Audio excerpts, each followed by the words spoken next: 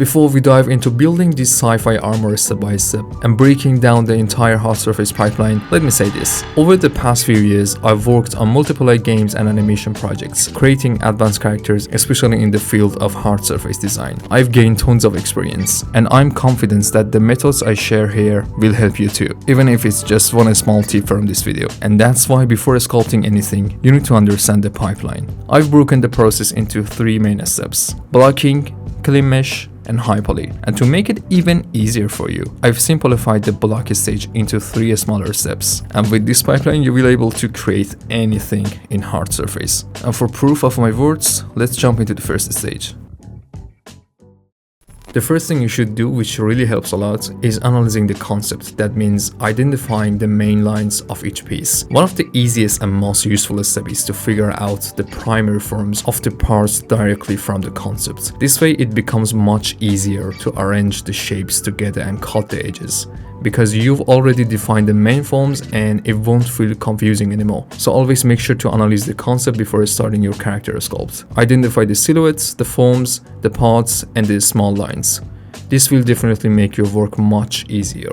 Now that you've identified the lines, it's time to move into Zbrush and actually sculpt those same lines from the concept onto your model. Before masking and extracting pieces, this step helps you figure out the final placement. Using the move brush, you can quickly adjust each line and get a rough idea of the final proportions. This method is super effective, and I strongly recommend doing this simulation before extracting anything from your mesh, so you'll know exactly where each piece belongs. It also helps you check the proportion against the concept more easily, especially the form of each part. At this stage, you don't need any details at all. Only the overall form of the body and the main parts matter. Always check the model from the side and other angles too, because the anatomy needs to transform into metal parts. That means you should flatten the surface whenever needed. And the brush I usually use for flattening is edge polish, which makes surfaces clean and sharp and allowing you to build edges easily. As you can see, I constantly check the character from the side view and keep refining the forms to make them cleaner. You can mask each piece separately and work on it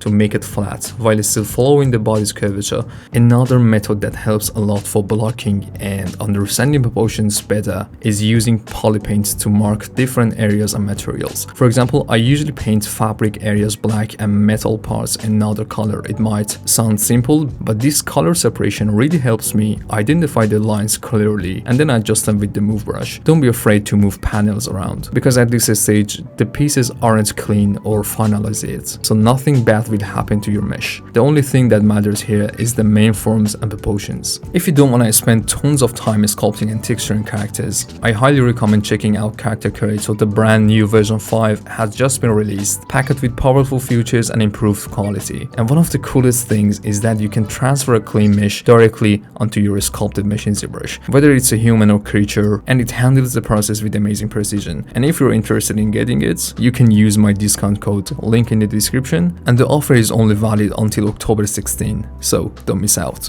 Now that the main lines are defined, you can mask and extract each piece individually.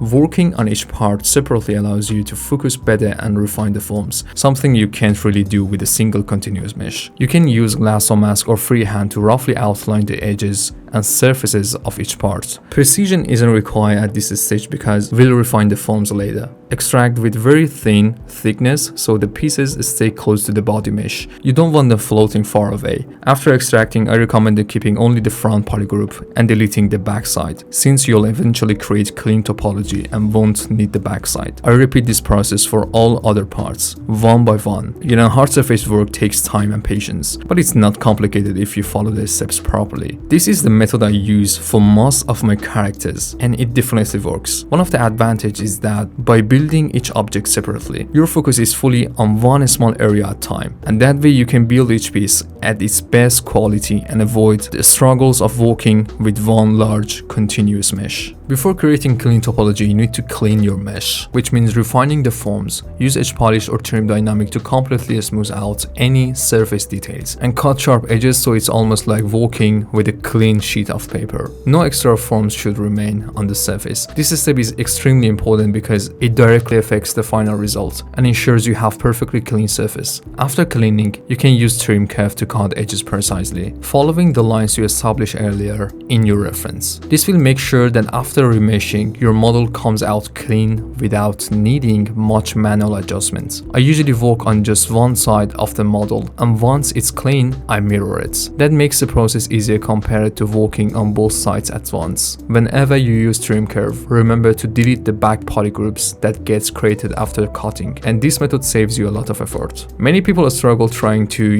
straighten edges with the move brush, but this approach is much cleaner. If you cut too much, you can always use a large move brush at the end to reposition the pieces so they align better. Always check the model from different angles and keep surface polished with edge polish to ensure a smoother zero measure results and cleaner meshes. You can also use trim dynamic instead of edge polish if you prefer, since it smoothes surface evenly. The small difference is that edge polish is stronger and gives you sharper control over creating panels, which is why I prefer it. You can either cut the edges first and then clean the mesh, or clean the mesh first and then cut the edges. It's completely up to you. Everyone has their own way of doing hard surface work, and every approach is valid. The most important thing is the final result. This is simply the workflow that has worked for me over the years, and I've gradually optimized it to make it faster and more effective. Since I'm a bit lazy and always looking for shortcuts, this workflow suits me perfectly. And sometimes I can even set up the topology in a way that I don't need to read topologies at all. If the model is only meant for texturing, the key point is to follow solid principles. Sculpt the piece, block the mainform, mask and extract the parts,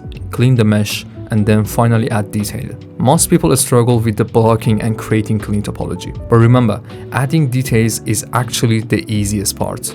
This process may sound long, but if you practice and apply it properly, it becomes much faster, most enjoyable, and easier to manage. And now we reach the most important stage in hard surface modeling: building clean topology. If your model needs specific panels or extrusion, make sure to define them using mask and assign new polygroups. Finally, always smooth the space between two polygroups with polish by futures to make the edges perfectly clean. This step is essential for achieving a polished result. After that, you can enable keep group in zero measure and remesh. Your polygon count doesn't need to be extremely low, but it also shouldn't be, unnecessarily high. And generally, fewer polygons make it easier to smooth edges, and overall the mesh become cleaner. Once remeshed, I use the move brush to resharpen the main edges, since sometimes parts get, slightly deformed or lose their shape. Always check your model from different angles and apply a bit of a smoothing so that the surface stays soft and clean. At this stage, my focus is entirely on keeping the edges sharp,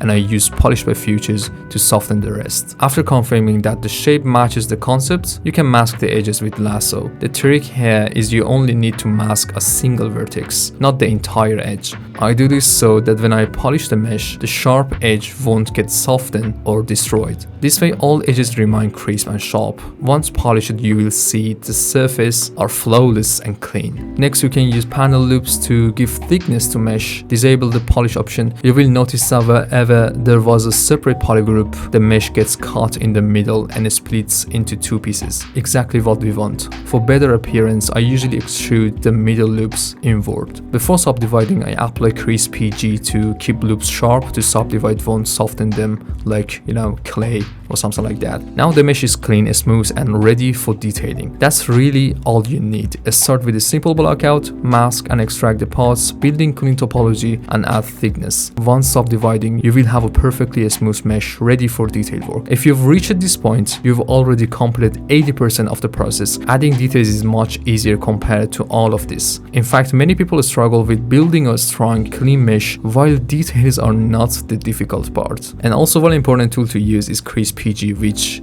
keeps the model and extrusion sharp depending on your needs. Every extrusion your mesh require should be done at this stage, because after subdivision, it won't be possible anymore. In the final stage, we only add alphas and details to the model.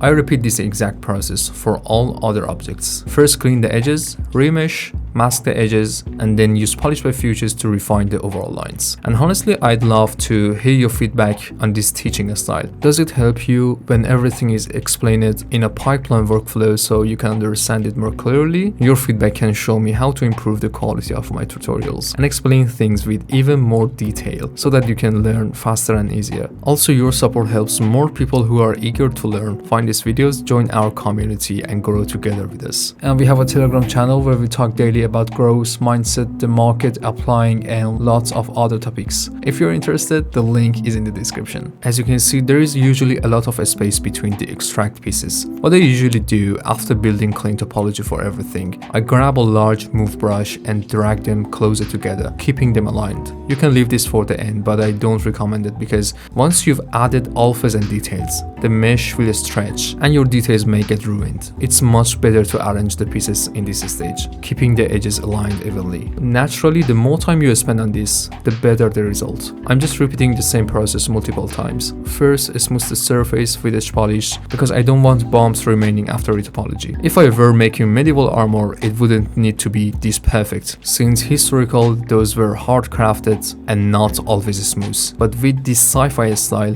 things are different. You need precision. And just to remind you, if your mesh require polygroups, make sure to assign them before applying panel loops. This ensures the mesh splits into multiple clean sections and the edges come out perfectly. As I mentioned before, there are many different ways to approach this. Some artists prefer to do everything directly in Maya or Blender by modeling the parts from scratch. For me, this method is much faster. I can block out the forms quickly and turn them into hard surface parts without traditional modeling. In a way, it's hybrid methods that mix hard surface with organic sculpting. But again, you can use 100 other approaches. There is no limitation. One YouTube channel I highly recommend for hard surface work is Case Masons. They share amazing content and multiple pipeline approaches that you can test to see which suits you best. And with time, this workflow naturally becomes easier. If it feels hard or confusing on day one, that's totally normal. I was the same situation when I started. Everything felt unclear. But now for every project, games, animation, or film, I know exactly which workflow to use for the best result. Even if I'm just building high poly model, I can switch to another workflow. For example, in one of my previous CGI projects, I used a completely different approach that resulted in professional quality shape and final output. Because the model had been rendered in Unreal Engine and required high quality UDIM textures. So in general, there are many methods, and over time, you'll naturally develop the intuition to choose the right one depending on the project's needs. Finally, once you have all your objects ready with Clean Topology, you can use the move brush to bring everything closer together. At this stage, you definitely don't want to stretch the mesh too much, so make sure to use a large brush size. Go through each piece one by one, check the form from every angle, and make sure there are no bumps or uneven surface. The goal is to align the edges so they match nicely with the surrounding objects. I'm also adding strokes and shapes to the underlaying so it starts to take on a sci-fi look. Honestly, at first I didn't plan to work on the suit, but since I'm creating complete tutorial for you, I thought I'd included this step so you can see more details. I believe this makes it easier for you to understand how the base mesh will evolve into the final result. Later, I also apply zero mesh and unwrap UVs so I can add noise and more details to it in the next stage. I've created a few free alphas and patterns for you, so you don't need to buy anything from outside. They are all included in the project files. In my previous videos, I always made sure to provide free resources for every object, and this time is no different. These alphas are the ones I personally use the most often, and in future videos, I will add even more for you. You can apply them using the standard brush, just set the stroke to drag rect mode, increase the intensity and drag them across the surface to test them out. Also, make sure the focal shift is to set -100 so the alphas are applied correctly without distortion. For example, here I've masked one part and I'm dragging an alpha across the edge of neighboring piece. This is one of my most commonly used alpha, and I highly recommend you collect references that inspired you, especially for hard surface details. They will guide you in deciding how and where to apply alphas for the best results. Usually when I want to add noise or pattern to a section, time. I first create custom sharpened mask and then invert it and then drag the alpha over it. Of course, this always depends on your concept and reference. Here I'm just showing you different approaches so you can understand how they work. And by the way, in the upcoming 3 months masterclass, where we will build a cyber Spider-Man model, I will go even deeper into these methods. You will see in the real time, from start to finish, how I create highly detailed, professional model step by step. Also another character for production in Unreal Engine. Notice how I constantly change and repurpose alphas creatively across different areas of the mesh. One common mistake many artists make is overloading their models with too many alphas, thinking makes them look more realistic, but that's not always true. Don't use 100 different alphas unless your project and references really call for it. For me, most of my details come from just 3 or 4 alphas. Also, when I want to add sharp sci-fi lines, I often use the /3 or Orb Crack 2 brushes, both included in the project file. /3 is a default Zbrush brush, and it gives an incredible effect for HardSurface sculpting. Just set the focal shift to 35 for /3 to get sharper, cleaner results. Here is an important note. No amount of detail can save your model if the base is bad. If your form are weak, your topology is messy, or your edges aren't clean, the details will not fix it. It will only drag the quality of your work down. So don't pour all your energy and excitement only into detailing stage, because honestly, detailing is the easiest part. What really takes effort is creating a clean form, and sometimes that requires patience. That's why I always emphasize focusing on the 80%. Clean forms, clean topology, proper thickness, and aligning the edges. In my previous course, one common mistake I noticed among students was that they rushed straight into details, noise, and alphas without paying attention to the base model at all. That's why throughout my tutorials you will often hear me repeat the same word, form and silhouette, because I know from experience that it's the foundation. Even when I start, ignore it. I thought details with my models look cool, but later I realized first comes form,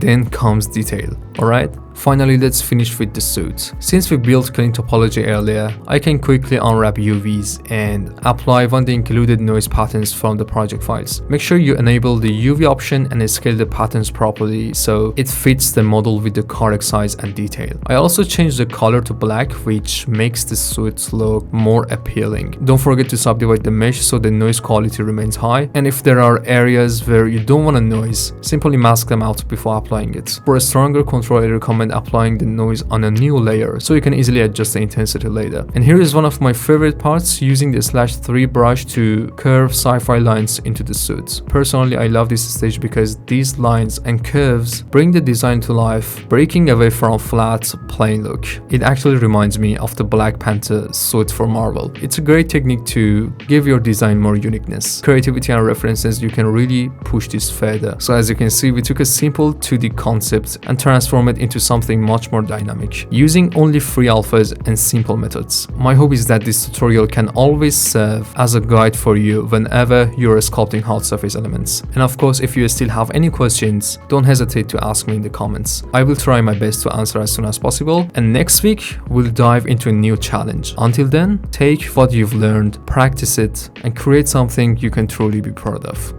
See you soon.